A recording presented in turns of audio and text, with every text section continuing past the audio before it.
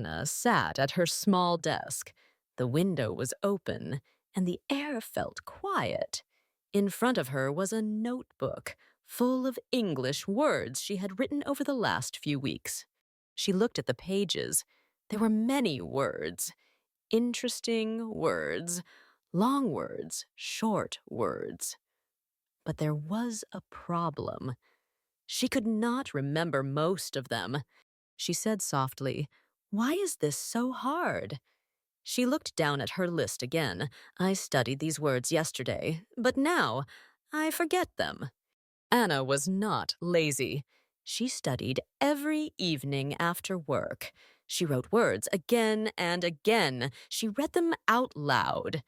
She even tested herself. But still, the next day, many of the words disappeared from her mind. Later that afternoon, Anna joined her English class online. Her teacher smiled and said, "Hi, Anna. Today, let's talk about how to remember English words more easily."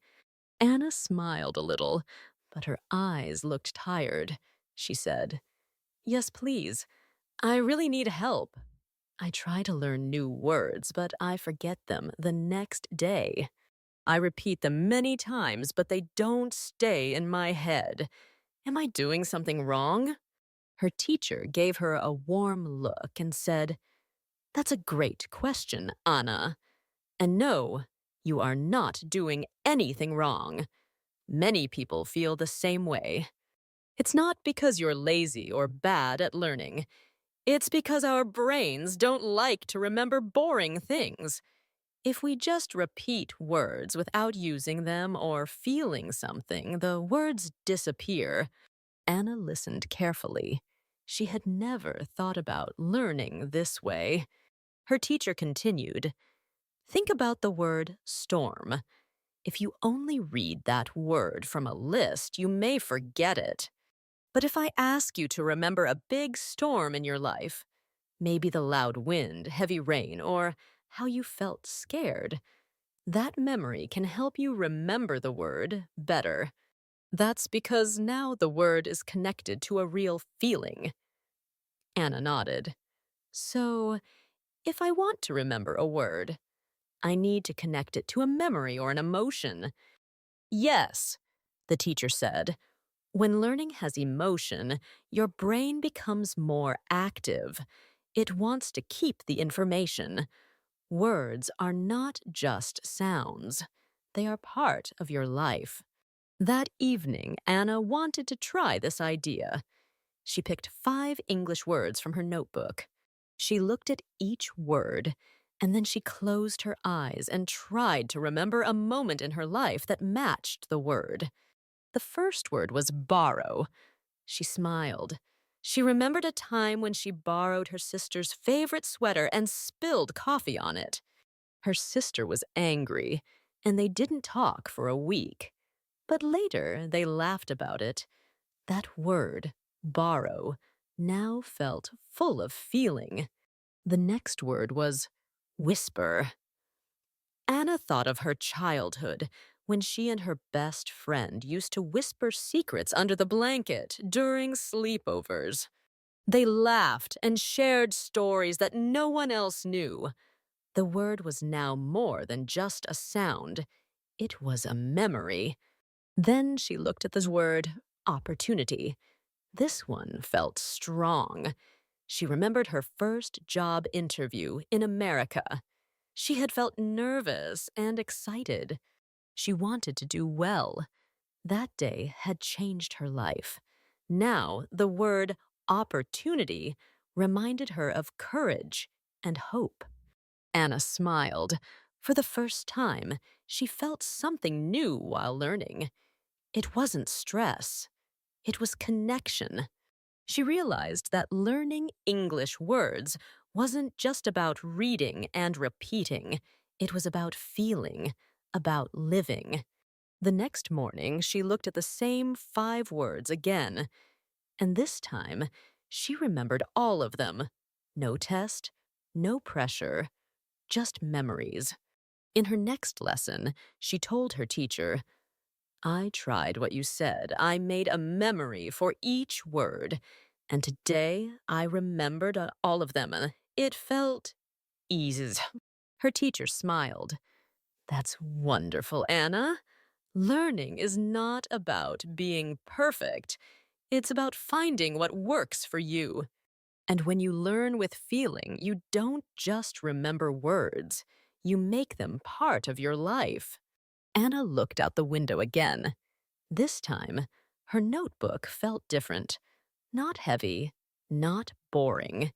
It was full of stories, moments, and pieces of her journey. And she felt ready to learn more. The next day, Anna came to class with a new feeling. She was still learning, but now something was different. She felt hopeful. She had remembered 5 words from her notebook because she used feelings and memories. This gave her a small but powerful win. Her teacher smiled when she saw her. Anna, you look more confident today, she said. Anna smiled back. Yes, I remembered my words. I think using feelings really helped. I want to keep going. That's great, the teacher replied. Now let's learn more ways to help your memory. The teacher picked up a small card. Have you used flashcards before? She asked. Yes, Anna said, but I only looked at the word and tried to remember it. Sometimes I forget it very fast. That's okay, the teacher said. Flashcards are helpful, but only if we use them the right way. After you look at a card, say the word out loud. Then, try using it in a real sentence. For example, if the word is borrow, you can say, I borrowed a book from my friend. This makes the word more real to your brain. Anna practiced right away. I borrowed a pencil from my coworker. She smiled. That was easy. Perfect, said the teacher. Now, let me show you something fun. These are called mnemonics. It means using funny pictures or ideas to help you remember hard words. Anna looked curious. Can you show me one? Sure. Let's take the word enormous. It means very, very big. Now, close your eyes. Imagine a huge elephant sitting in your kitchen trying to eat your breakfast. The elephant is so big it breaks the table. That is enormous. Anna laughed. That is a crazy picture. But now I don't think I'll forget the word. Exactly. The stranger the picture, the easier it is to remember. Anna was excited. Learning was starting to feel fun. The teacher then said, another great way to learn is watching videos in English with subtitles. Try watching cooking videos or short stories. Read the subtitles while listening. This helps you learn new words in real conversations. That night, Anna watched a cooking video about making pasta. She listened carefully. She saw the word boil in the subtitles and watched the water on the stove. Now she understood the word clearly. She even said it out loud. Boil the water. The next morning, she remembered it without checking her notes. Anna started trying new things. She created a small game for herself called Word of the Day. Each morning, she chose one new word and tried to use it 3 times that day. Sometimes she used it at work. Sometimes she just said it to her cat. But every time she used it, she remembered it better. One night, Anna stood in front of her mirror. She looked at her own face and said, Anna, you are strong. And today's word is strong. Then she smiled. Talking to the mirror became part of her daily habit. It felt funny at first, but soon it became normal. It helped her practice speaking. She also heard her own voice, which made her more confident. Her teacher gave her another idea. Try writing about how a word makes you feel. For example, if your word is hope, write this. Hope means believing something good can happen. I felt hope when I sent a job application and waited for a reply. Hope feels warm and bright. Writing like this helps you connect the word to real life. Anna liked this idea. She called it word journaling with emotions. Each night, she picked one word and wrote about it. She used it in a sentence and described her feelings. She also began placing small sticky notes around her apartment. On the fridge, she wrote cold. In the mirror, she wrote beautiful. On the door, she wrote open. These little notes made her see English words all day. She didn't just study them, she lived with them. Every day she felt more comfortable. She felt proud. She was not learning fast, but she was learning deeply, and most of all, she was enjoying it. Learning no longer felt like a test. It felt like a part of her life. And Anna knew, this time, she would not forget. One sunny afternoon, Anna walked into her favorite coffee shop. She stood in line, looked at the menu, and took a deep breath. When it was her turn, she smiled and said, "Hi, can I get a small cappuccino, please?" The barista smiled back and said, "Of course." Anna waited for her coffee, her heart beating a little faster. It was just one sentence, but it was in English, and she said it with confidence. Later that day, she wrote in her notebook, "Today I used English at a cafe. I felt proud. I didn't feel scared. It was just a small sentence, but it was real." Her teacher read her note in the next class and smiled. "Anna, this is a big step. You used English in the real world. This is how you grow. Now let's do more of that." The teacher gave her a new idea. Try writing short stories in English. Use 5 new words each time. Don't worry about grammar. Just be creative. Be free. Anna tried it that night. She wrote a story about a small dog who borrowed a rocket and flew to the moon. It was funny and simple, but she used all 5 new words from her list. And the next morning, she remembered every one of them. The teacher also taught her something new. "Anna," she said, "do you know about word families?" Anna shook her head. "What are those?" When you learn a verb, try to learn all its forms, like the verb run. You can say, "I run every day," or "she ran yesterday," or "we are running now." When you learn all the forms together, your brain remembers them better. Anna thought it was a good idea. She started drawing small pictures next to each word. A stick figure running. Another one resting after a run. One more in a race. It made the words fun and easy to remember. Later, Anna began doing something called memory walks. She walked around her neighborhood and said words out loud as she saw things. She looked at a tree and said, "green." She passed a bakery and said, "sweet." She saw a little boy laughing and said, "happy." These words stayed in her mind because she connected them with real things. She also started doing something new at night. She played English songs and tried to understand the words. She called it vocab karaoke. She sang with the music, guessed the meaning of new words, and wrote them down in her notebook. It made her smile. It made her feel connected. Each day, Anna felt something changing inside her. English was not just in her books anymore. It was in her walks, in her songs, in her coffee orders, in her mirror, in her heart. She wasn't fluent. She still made mistakes. But she didn't feel embarrassed. She felt excited because she knew she was growing one word at a time. One afternoon, her teacher looked at her and said, Anna, do you know why you are learning faster now?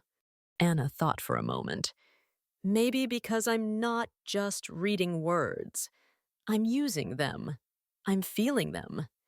Yes, the teacher said, you are not learning English for a test.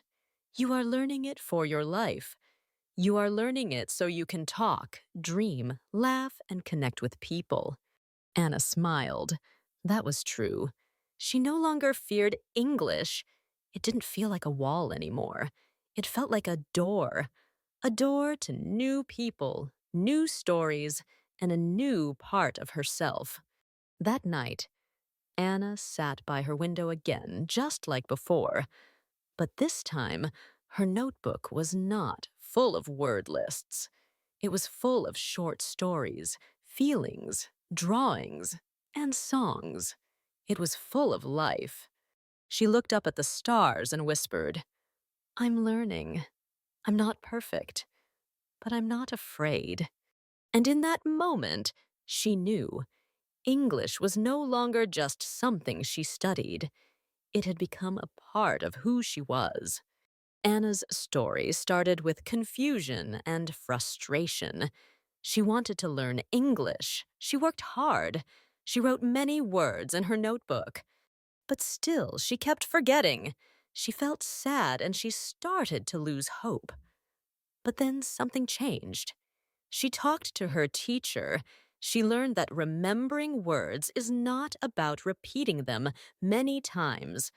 It is about feeling them, using them, and living with them. From that day, she tried something new.